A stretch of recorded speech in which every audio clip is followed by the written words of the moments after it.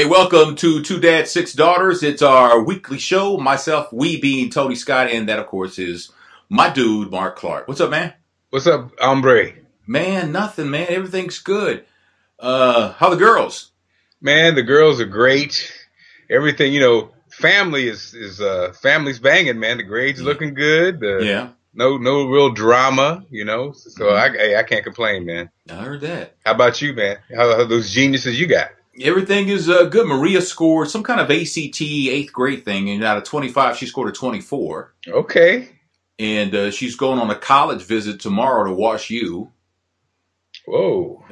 That's done through the school, though. So, and they put you, depending on what your grades are right now. Like some kids got sent to some other schools. Some kids got sent to some smaller colleges that are easier couple to make get it in. Little Lincoln Land Community College visits for some, like me. Yeah. Here you go, sir. Yeah. Lincoln Land Community College. Everybody can go. That's right. That's right. So Not that there's anything wrong with that. Not there's anything wrong with that at all. Olivia is Olivia, pushing through and Clocking scholarships left and clocking right. scholarships, yeah. And AJ is fighting a thing of colic with the baby, man. So Okay. so Well, that's the thing, man. diversity there. Yeah, a little diverse, man. So Maria, who is my 14-year-old, tells me yesterday, actually the day before yesterday, what if I brought home a guy that sagged and had a can of beer? I'm like, well, why are you asking me? I just want to know. I said, but you're 14. I'm just curious to know.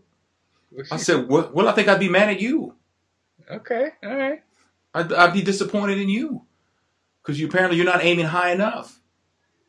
I like the fact you rode with kind of a sagging and a can of beer. And a can of beer. It's like, what is that? What is that about, man? She went back to Dad's hometown with it. Yeah. Old school. A can of beer. A can of beer. What? Yeah, some Falstaff or something. So yes. Shit, a Paps and he's sagging. Like what? Now, I know you heard about the Nellie Spellman College thing. What? No, I have not. About the years ago, the tip drill and how the ladies there protested and all that. And yeah. There have been some reports where he said that cost him his sister's life because there could have been a bone marrow donor there, but they were never able to do it. Okay. And things like that. And we'll never know if that part's true or not. But I understand the pain he's coming from, right? Because when my ex-wife had leukemia, finding her a bone marrow donor was, it's a difficult thing to do. It's a very sobering moment. Mm-hmm. I have, I was on the board of the Red Cross for many years, and one of our members, her daughter, she's like 12 now.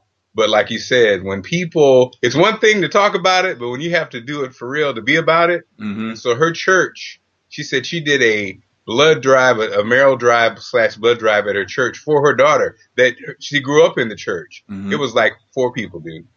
Yeah. 4 people. 4 people showed up. These are people that knew this child since she was born. Man. But I think that speaks to how hard it is to get people to step up. But yeah. So and the pain, I'm sure, for Nellie. So how did it raise his ugly head again? Though? How did the tip? Well, he was on Huffington Post Live, and Okay. they brought it up and asked him about it, and it's kind of like open up some wounds, I think. And like I said, I understand where he's coming from. Is he overreacting with his anger towards Spellman? You know what? Maybe, but it can be understood. I can understand why he'd be angry because we'll never know. Well, but what we do know is that his sister passed away. Yeah, but did he talk about the irresponsibility of also the tip drill video, the credit card on the booty crack? Well, yeah. What about that? Well, he says that there was a time and place to talk about that, but I was trying to solve this issue right now with my sister. This wasn't the time. I think is what his point was. Okay, so that's what they protested him. Yeah. Time when he was trying to do something positive, right? Possibly save his sister's life. Right. And I do think we do kind of have those kind of disconnects going on a lot in the black community. Yeah. I think it's kind of like we're a lot of times we're barking up the wrong tree at the wrong time, which I don't know if you can combine sayings. But let me ask you this though, man. There's a time and a place for barking. I don't know. But here we go, man. Yes. How would you react if that were your daughter who's behind, he swiped that credit card through. How would you react to that? That's your daughter, man, and Well, she didn't even tell you. yeah. Someone says, "Yo, man, check this out, man. Check this out," and you're sitting there like, "What?" You know, and they say, "No, no, no, keep watching," and bam, that's your daughter's booty right there that he's swiping a credit card through. As a father, how would you feel about that? Well, Tony, it's interesting you said that. Not that I saw this video at the gym today, and this young lady reminded me of Olivia, and it was a fitness workout thing, and I thought about our girls who happen to be in the arts and dance and things like that, and it wouldn't be far fetched for them to do, industrial videos involved with fitness or dance, and so yeah, if that were my daughter, I wouldn't be mad at him. I would be upset with her. You know what I mean? It's like I had a friend who was dating a young lady back in Virginia, back in the Pumps and a Bump video. No, it actually was Rump Shaker. Rump Shaker. And she was a pre-med student. And he actually, he didn't really break up because of that, but he kind of like faded on her when she was obsessed with getting in that damn video. She's in pre-med and she wanted to get in the Rump Shaker video. And he was like, I mean, obviously they were dating. They were kicking it. So he couldn't say you can't do it, but he just was like, okay, and kind of did the old check mark and kind of faded on her because he was like, wow, who does that? Right. And I think today, Allison and I happen to be looking at these videos for whatever reason, just to see what the kids are doing. And every video was a girl in a swimsuit. It's the same, she's in a swimsuit. She's covered in oil. She's covered in whatever. She's crawling on the ground. She's, it's all about her ass. It's like these images are objectifying our girls. And then, how can you, like you said, how can you expect to be taken seriously if you're in that video? So back to your original question, Tony, my beef would be with my daughter. Yeah. How do you expect to be taken seriously when you're a damn ATM swipe device in another video? Right. Which didn't even chart, by the way. The song no. If it was a hit. Maybe. It was a hit because of the video, right? Yeah. Or if you can call it a hit, it was popular because of the video. Yes. Well, we're still talking about that scene, a decade later. Yeah. Yeah. That's just one of those things. And man. You, Tony, if it was your daughter? I would be really angry with my daughter. Because what would you say? What would you say? I'm your daughter. What happened? Yeah. Oh man, I would say, what were you thinking? Well, are you that thirsty for fame that you got to let somebody put a credit card down the crack of your behind? Dad, that's how thirsty you are. Video, Dad, I got paid. It wasn't a big deal. But there's good money. There's not all good, but not all money's good money. That's not good money. What's the big deal, Dad? I'm in college. I got a full ride. What's the big deal? You're demeaning yourself. You're selling yourself short. You're not reaching high enough. Nobody knows who I am. What are you talking about? I know who you are. You'd be surprised who knows who you are. And plus, on top of that, you're my daughter, right? And I have a standing in this community too. So it's about you, not about me. No, it's not about me. It's about you and you representing yourself. Oh, Dad, let's just agree to disagree. Leave my house. Get your naked ass out of my house. Man, I don't know. And you know what? Give me back my credit card. Give me back my credit card. No, you keep the card. I'm just going to have it turned off. That's all it is, man. So Barbara McCullough wants to know about buying presents for your daughters. Do you give your daughters a gift card or do you buy them actual presents? I think it depends on how old they are. Yeah. And also, you kind of, Olivia knows she'll be getting a couple months after Christmas. Yes. Her Christmas gift card from Uncle Mark. Yeah. Well, yearly. yeah. And some years Maria also. Yeah. It's usually every other year, but yeah. And it comes maybe 30 days after Christmas or something. Well.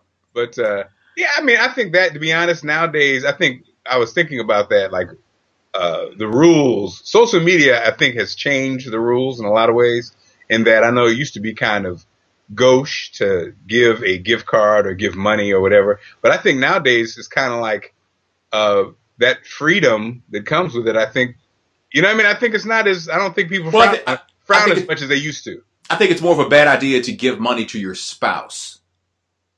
Yeah. because your spouse wants you to put thought into what you're giving them.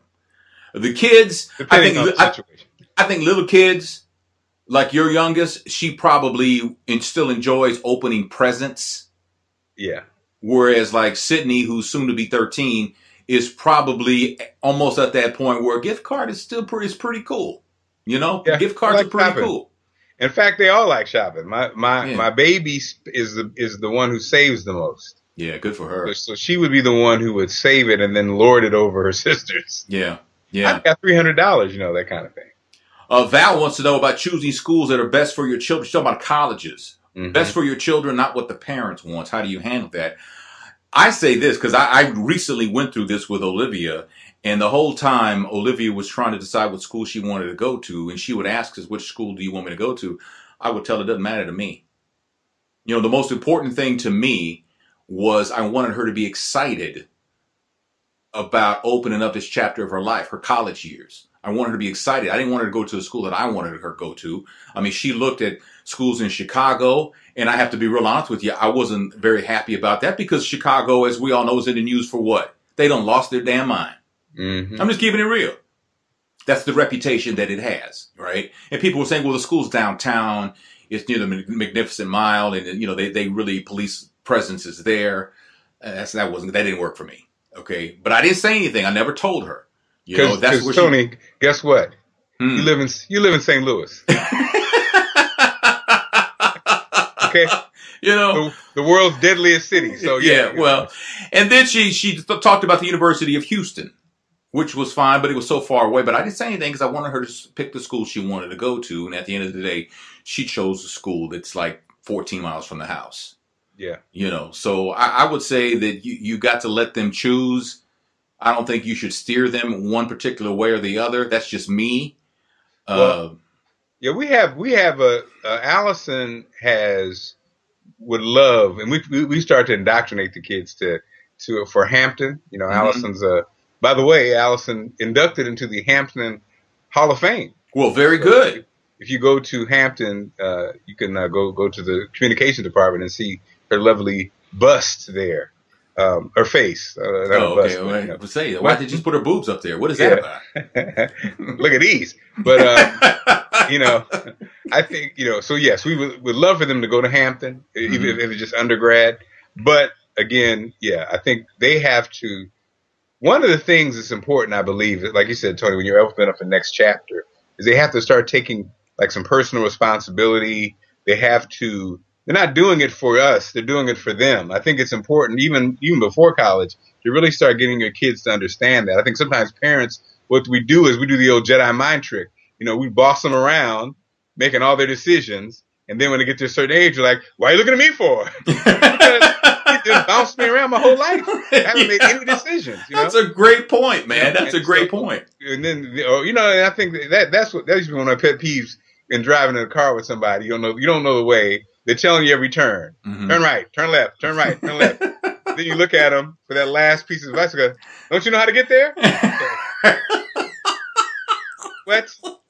Well, it's out of the same way with the college. The same way with that. If your kids participate in it, like you said, what I thought was interesting, Tony, was you wanted her to be excited, but Olivia was concerned about the cost. Yeah. So it was kind of delayed her excitement. Then when she got the scholarship, she finally became happy about it. Yeah, she was all in. That's pretty revealing too. How much she. And I would tell her, like last night she sends me a text. She goes, because I set her up with a printer at school. She's like, how do you print in black and white? And I said, there's a setting on top. She couldn't figure it out. I said, well, do you have to print it in black and white? She goes, no. She goes, I just wanted to, trying to save the ink. I said, don't worry about the ink, man. Right. Don't worry about the ink. We get more ink, man. Just get it done, man. Don't worry about that. Let me worry about that. Honey, we won't be eating this week because Olivia needs some ink. Come on, man. That's not the deal. But yeah, it's one of those things. But she was always concerned about the cost. And I said, you let me figure that out. And we had already started paying on her tuition when she got the $100,000 scholarship. So that's great, man. Yeah, we've been working it out and made some budget cuts, man. Yeah. So a formerly renowned Los Angeles elementary school teacher has been sentenced to decades of hard time. All right. after pleading no contest to performing lewd acts on children. Now, hold on a second here. Mark Burnt, who's 62 years old, entered a no contest plea on 23 charges, mostly for engaging in tasting games with third graders, in which he had children eat cookies that were laced with semen. When I saw this story, I said, "This is classic Tony Scott." What? I don't do that. You like the weird? No, you just like the weirdest stories. My God, Tony. This is somebody who I'm gonna look into having them taken out in prison. Well, who knows Tony, somebody? Your essays are in their 80s, so back off. Okay, your crew is now on the prison Medicare system. Let them rest. Oh man, come on, man. I mean, you've got to have consequences and ramifications for this man right here. Something's got to be done. You got to call the hammer, man. You gonna I got to call the hammer, man. We got to pull the hammer out and we got to get him in there, man, and take care of that. That's crazy. You can't do that. You can't get away with that with just prison time. You get more. You have something. You have to. I got to cut you. That's the rule. Well, in prison he'll get the short eyes crew. Yeah, take care of those guys. So short eyes, guys like this guy, they'll handle them. Yeah, you're right. There's a certain code, Right. Hey, right. Yes, I murdered my whole family, but damn it, you're a sick man. And the dog. Another question on our Facebook page says, high school ladies, girls dating, what age to begin, or do you keep discouraging it? We've discussed 17, I believe, actually. Yeah, so 17 is about the age. But I tell Olivia's 18, will be 19 next year, and I tell her, there's no hurry, man. Take your time. Let me tell you, your time's getting short. You've been riding that a long time, man. She's only 18. There's plenty of time. You try to do it nonchalant. Hey, there's no rush, honey. In the back of your mind, you look at her every time you see her reaction. There's no rush, honey. She's still going for it. Yeah, well, actually, she's like into her dance. Yeah. And that's all she really cares about now. Hey man, I got to give it to you. Your props. That was good, man. I mean, she's basically in the bonus round now, man. Busy, not really checking. She's cool. Just cool. You did good, Dad. She does say when she's at the student union, she says there are guys come up to her, wanted her phone number and stuff, and she tells them no. And they're like, "Oh, come on." And she's like, "No." She doesn't, She goes, "They're so annoying." You're like, yeah. I said, well. Yeah, they really are. So we pulled up, we can pull up the cameras now here in my office at home of the schools there. So that's kind of a good thing. Hey, did you see Best Man Holiday yet? Yes, I did, man. And what'd you think? Better than the first one? Just as good? Not as good? I think it's not one of those kind of movies to me that just, I compare because it's just like, first of all, it was 15 years ago. Good gracious.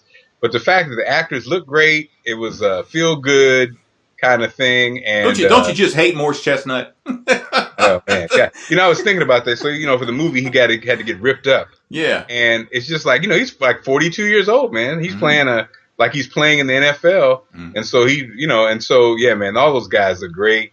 Everybody. I mean, it was really. I thought it was well done. I think it's going to do real well at the box office. It's got the strong support, and it's just good just to the premise of African Americans who are who are hardworking, successful, and in their early mid 40s, whatever.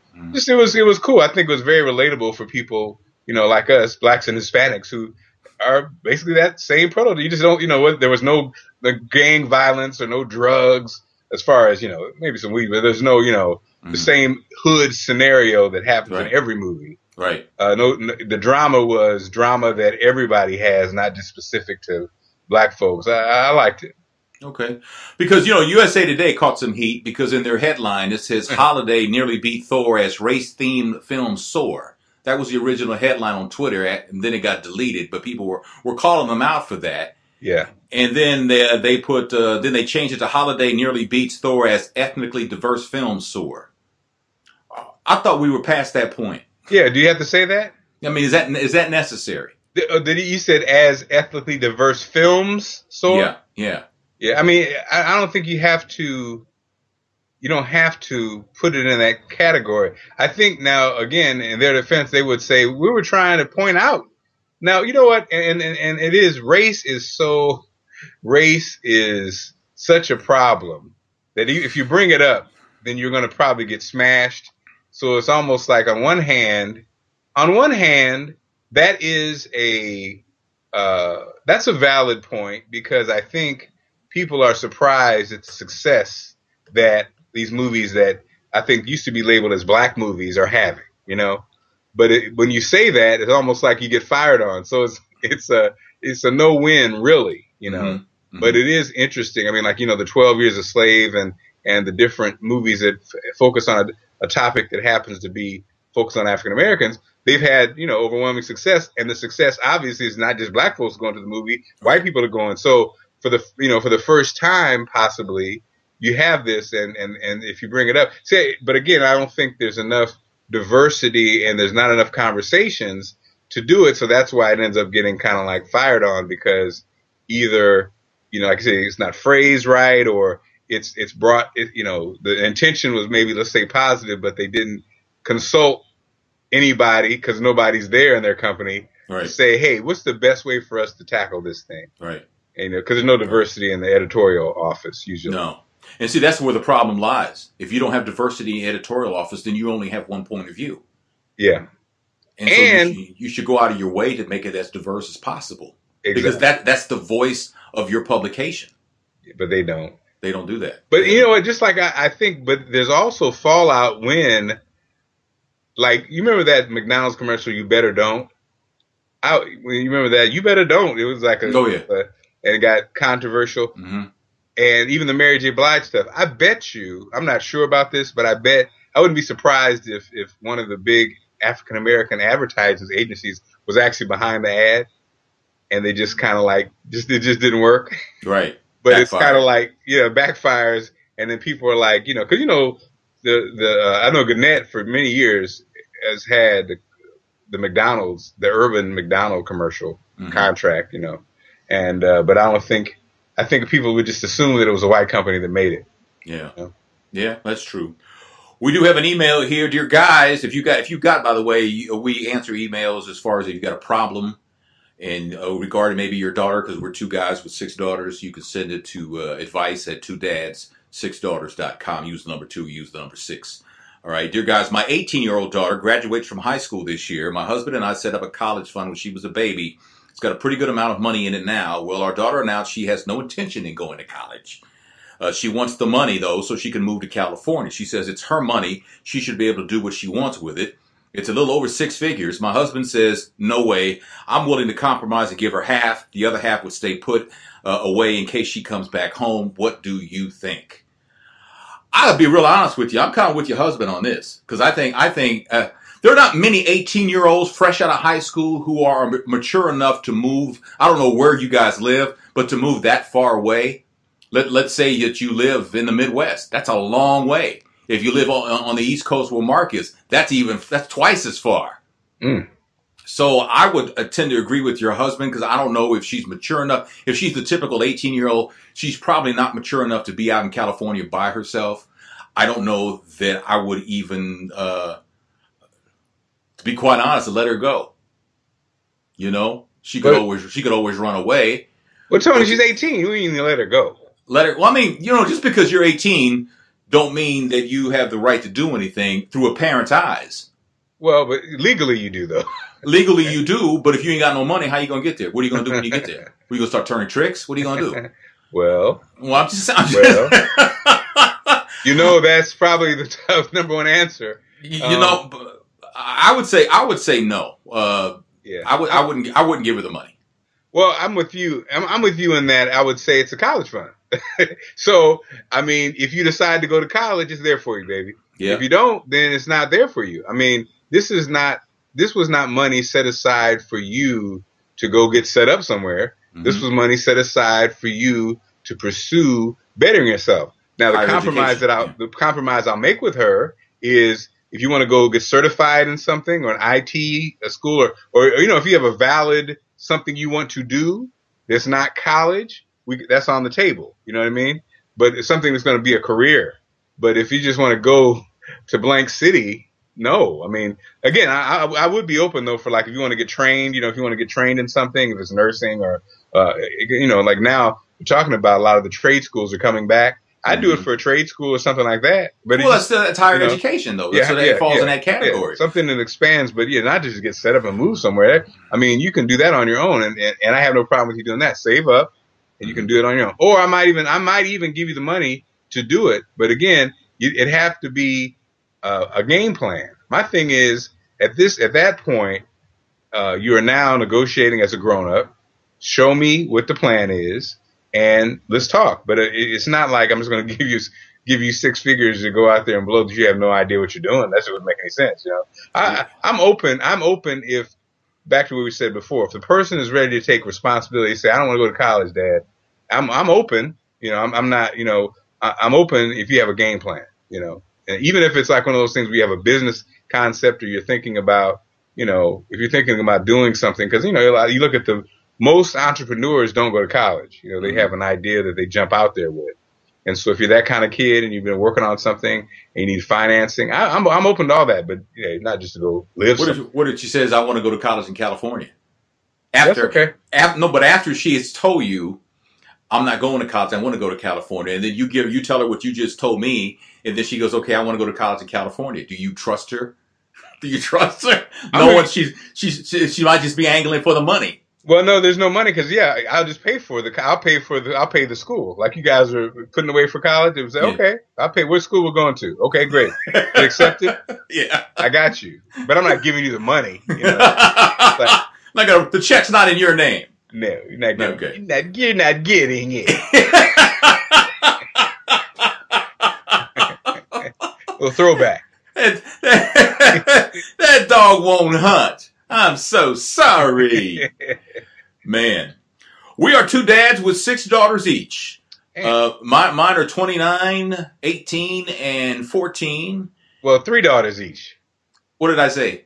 6 daughters each. Oh, no, 3 daughters each. 29, 18, and 14. And I'm 9, going to be 13, and 11. Okay. All right. So there we cover a lot of ground there, man. So yeah. That's our show, though. Appreciate you watching. If you give us a thumbs up, that'd be great. If you share, that'd be awesome. If you subscribe to our YouTube channel, that would be just off the meter. Or as Mark said one time, that'd be off the sausage. I was like, what is that? What is that? I don't know what that means. What does that mean? I don't know what that means. That's when I was getting high. No, I'm joking. No. On life. On life. That's it. So, comments. You can send it to advice at twodad6daughters.com if you want to. But we look forward to being with you again next week. So I'm Tony Scott. That is Mark Clark, and we will see you next time.